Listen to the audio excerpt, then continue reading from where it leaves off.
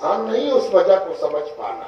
مجھے ایک واقعہ یاد آیا، ایک بار کسی بزرگ سے پوچھا گیا کہ حضرت دنیا میں سب سے افضل جگہ، دنیا میں سب سے افضل جگہ تو مکہ مکرمہ ہے، تو سرکار دو عالم سید الاولیاء صلی اللہ علیہ وآلہ وسلم کا مزار مبارک، ان کی آرام گاہ مدینہ منورہ میں کیوں بنی؟ واہ واہ سوال، واہ واہ ایک سوال واہ ہے نا، اس سوال کو ذرا سا بدل دیں اور کہیں کہ غوث پاک تو بغداد میں ہے، واہ واہ تو یہاں غوث آباد کیوں بنا؟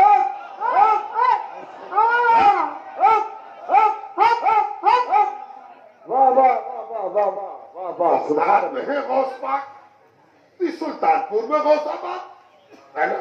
مان لیجیے سوال کیا گیا ہے، ایک سوال سے کئی سوال سمجھ میں آ جاتا ہے۔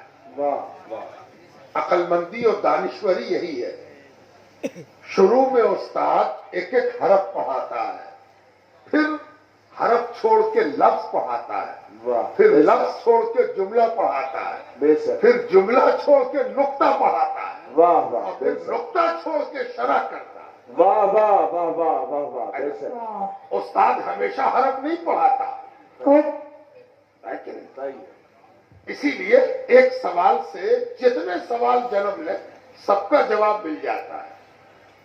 سوال کرنے والے نے یہ سوال کیا تھا مکہ افضل ہے تو مدینے میں سرکار دو عالم کا روضہ، ان کی آرام گاہ کیوں بنی؟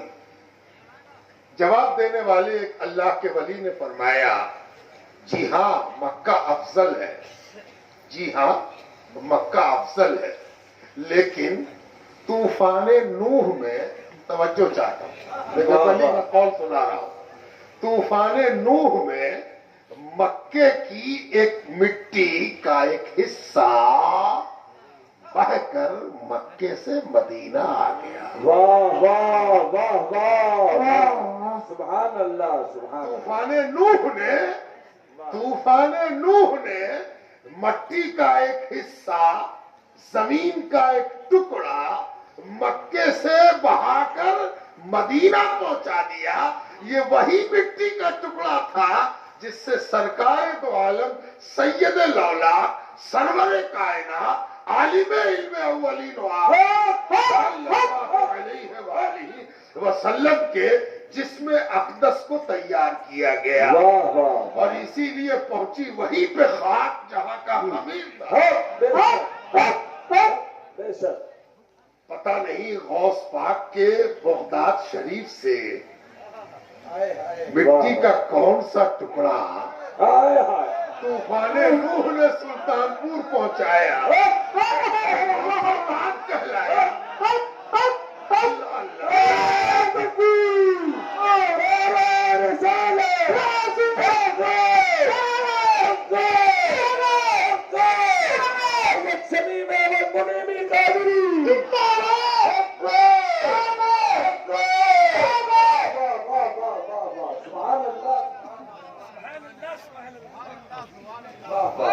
اس لیے کہ نام رکھنا الگ بات ہے اور نام میں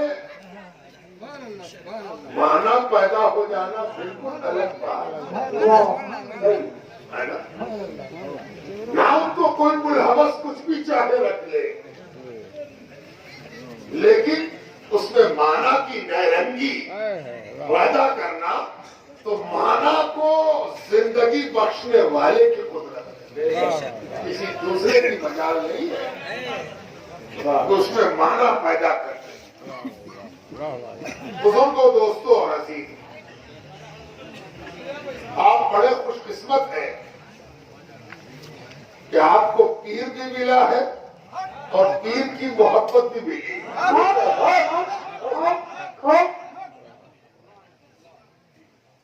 اور یہ شیطان کا دستور ہے کہ وہ ہمیشہ نگیٹو پہلو دیکھتا ہے، منفی، نکاراتمک، یہ اللہ کے دوستوں کی صفت ہے کہ وہ نکاراتمک میں سے بھی سکاراتمک. واہ واہ واہ سبحان اللہ واہ. پیر کامل بھی وہی ہے جو منفی میں سے مثبت منفی میں سے مثبت نکال دے. پیر کامل بھی وہی ہے. اس لیے کہ پیر کی صفت ہی ہے کہ پیر کی صفت کیا ہے؟ یحیی و یمیت. وہی زندگی دیتا ہے اور وہی موت دیتا ہے. ایک بار کسی ولی سے پوچھا گیا حضور اس کے کیا معنی ہے؟ کہ شیخ کے بارے میں کہا جاتا ہے کہ الشیخ یحیی و یمیت. زندگی دیتا ہے. لفظوں کے ظاہری معنی پر اپنے سر دھنتا ہے. قلم کی روشنائی جس طرح پانی دھو دیتی ہے اسی طرح اس کے لفظی کائنات کو وقت دھو دیتا ہے. ہے نا؟ وہ تو کہے گا یہ کیا کہا آپ نے, یہ کیا کہہ دیا, یہ تو شرک ہو گیا. تو اللہ کی صفت ہے یحیی و یمیت. یہ تو اللہ کی صفت ہے. یہ آپ نے کہہ دیا کہ شیخ کی صفت ہے نا. اور وہ جانتا ہی نہیں کہ ولی نبی کے بعد پہلے نبی نتیجے میں ولی. نبی نتیجے میں ولی اللہ کی قوت کا مظہر ہوتا ہے. اللہ کی قوت کا مظہر ہوتا ہے. یعنی اللہ تعالیٰ اپنی قوت اس کائنات میں کیسے دکھاتا ہے؟ نبی کے ذریعے دکھاتا ہے, ولی کے ذریعے. اللہ کی قدرت کا مظاہرہ, اللہ کی قدرت کا پردرشن کیسے درشن ہوگا؟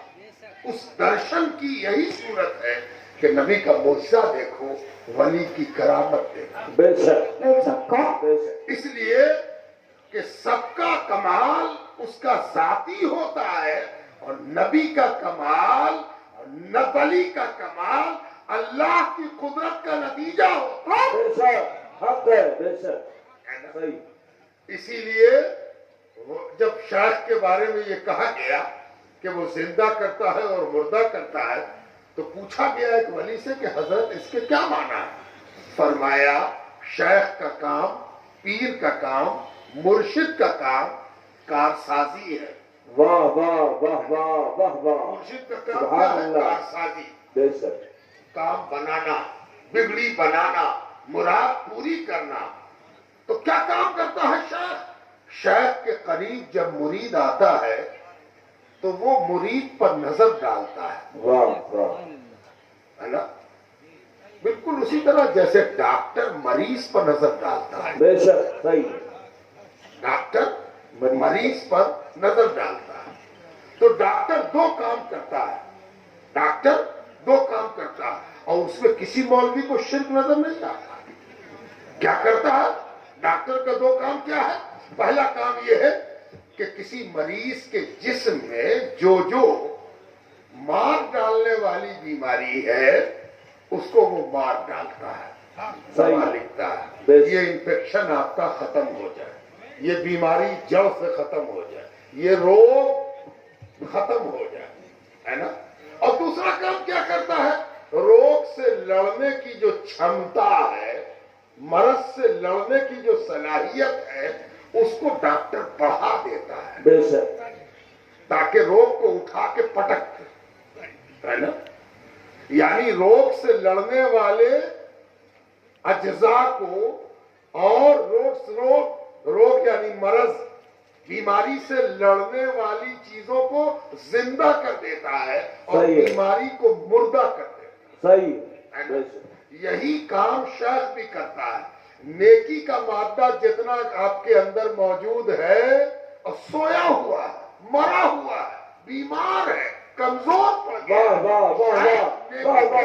کو زندہ کر دیتا ہے. اور جو برائی موٹی تگڑی ہو گئی ہے, برائی کا مادہ, گناہ کا مادہ, معصیت صحت مند ہو گیا، اس کو شیخ نریٹی پکڑ کے چیخ دیتا واہ واہ واہ واہ واہ واہ تو شیخ کا کام کیا ہے؟ مار دینا اور زندہ کر بے دینا۔ شک کیا مار دیتا ہے؟ برائی اور برائی کی صلاحیت کو مار دیتا بے ہے، شک نیکی اور نیکی کی صلاحیت کو زندہ زندہ کر دیتا ہے بے شک یہ شیخ کا کام ہے۔ اللہ اکبر یا رسول اللہ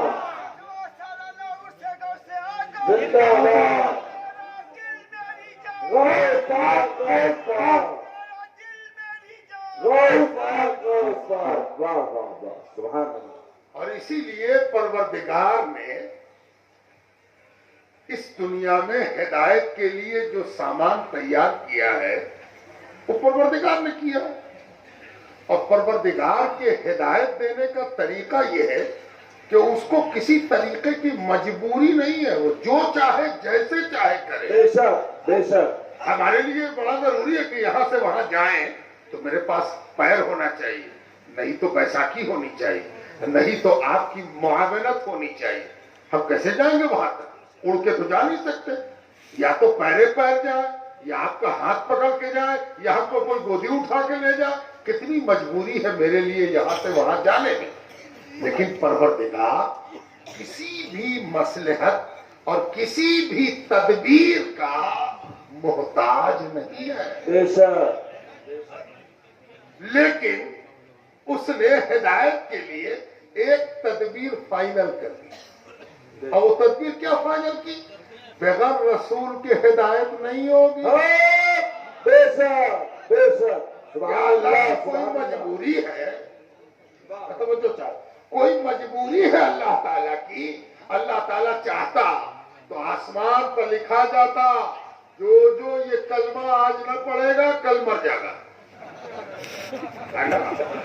اور ہر آدمی دیکھتا ہے باپ یہ کیسا لکھا ہوا بھائی، اور بڑے بڑے سائنسداں ٹیلیسکوپ لگا کے دیکھتے کہ یہ گیس سے لکھا ہوا نہیں ہے، روشنائی سے لکھا ہوا نہیں ہے نا۔ اور جیسے کافروں نے کہا تھا ما ھذا قول البشر، یہ کسی بشر کا کام نہیں ہے، یہ کسی بشر کا کلمہ نہیں ہے۔ اور پھر سائنسداں بھی کہتے کہ پڑھو بھائی جلدی سے لا الہ الا اللہ محمد رسول اللہ، لیکن پروردگار نے یہ نہیں کیا۔ صحیح ہے لیکن پروردگار نے یہ نہیں کیا اور ایک عجیب پروسیس اختیار کیا، اور وہ پروسیس کیا تھا کہ کتاب تو بعد میں اتاری، پہلے نبی اتارا۔ بے شک بے شک سبحان اللہ نبی آئے دنیا میں، اور نبی بھی آئے تو کیسے آئے؟ نبی نے بھی آتے کے ساتھ بھونڈے آسان بازاری طریقے سے معجزے کا اظہار نہیں کیا، صحیح ہے بے شک بلکہ صبر، ضبط، برداشت، تحمل کا ایسا مظاہرہ کیا کہ دنیا دیکھ کے دنگ رہ گئی۔ واہ واہ واہ واہ واہ دنیا دیکھ کے دنگ رہ گئی۔ جس حضرت موسیٰ کے ایک تماچے سے آدمی کا دم نکل گیا، واہ واہ واہ مشہور واقعہ قرآن میں نقل ہوا ہے کہ حضرت موسیٰ علیہ السلام دو لوگوں کی لڑائی کے وقت پہنچ گئے، دیکھا کہ دو آدمی لڑ رہے ہیں، لڑے جا رہے ہیں۔ حضرت موسیٰ نے کہا لڑو بھائی، باز آؤ باز آؤ، روکا، دونوں کو کھینچا، الگ الگ کیا کہ لڑائی چھوڑو۔ اتنا لڑنے میں ویست تھے کہ ان کو احساس ہی نہیں ہوا کہ نبی چھڑا رہا، کون ہے چھڑانے والا، اس کی ذات کیسی ہے، اس کا مرتبہ کیسا، وہ دونوں فائٹنگ کر رہے ہیں۔ حضرت موسیٰ نے ٹھیل کو ایک کو الگ کیا تو دوسرا لڑنے کو تیار۔ وہ حضرت موسیٰ نے مارنے کی نیت سے نہیں، اس کو لڑائی سے روکنے کے لیے ایک ہاتھ سے جو ٹھیلا تو نبی کا ٹھیلنا ایسا تھا، ہاں اللہ اکبر، نبی لاشعوری طور پر ایک ہاتھ سے ٹھیل دے تو دم نکل جائے۔ واہ ہے نا؟ اللہ مجھے یاد آیا کہ ایک غزوے میں، غزوہ جس میں سرکار دو عالم خود شامل ہیں صلی اللہ علیہ وآلہ وسلم، یاد رکھو جنگ دو قسم کی سرکار کے زمانے میں ہوئی۔ ایک جنگ وہ ہوئی جس میں سرکار دو عالم خود شریک ہوئے، ہے نا۔ دوسری جنگ وہ ہوئی جس میں سرکار خود نہیں گئے، صحابہ کو بھیجا، جیسے کسی مجلس میں حضرت خود ہوتے ہیں، کسی مجلس میں اپنے مرید، خلیفہ، صاحبزادے، جانشین کو بھیج دیتے ہیں. تو جس میں حضرت جائیں اس مجلس کا رنگ کچھ اور، اور جس میں حضرت کا نمائندہ جائے اس مجلس کا رنگ کچھ اور ہے نا. تو جس مجلس میں، جس جنگ میں سرکار خود شریک ہو اس کو شریعت اور سیرت کی زبان میں غزوہ کہتے ہیں. بے شک. اور جس میں سرکار خود شریک نہ ہو اس کو سریہ کہتے ہیں. تو ایک غزوے کا واقعہ کہ سرکار دو عالم خود شریک تھے، اس میں ایک کافر لڑتے لڑتے اس کی تمنا ہوئی کہ ہم کسی سے نہ لڑیں گے، سیدھے پیغمبر سے لڑیں گے. تو وہ سب کو اوائڈ کرتا ہوا، حضور کو تلاش کرتا ہوا بھیڑ میں، لڑائی میں، سب کو بائی پاس کرتا ہوا حضور کے قریب پہنچنے کی کوشش کرنے لگا، یہاں تک کہ وہ پہنچ گیا.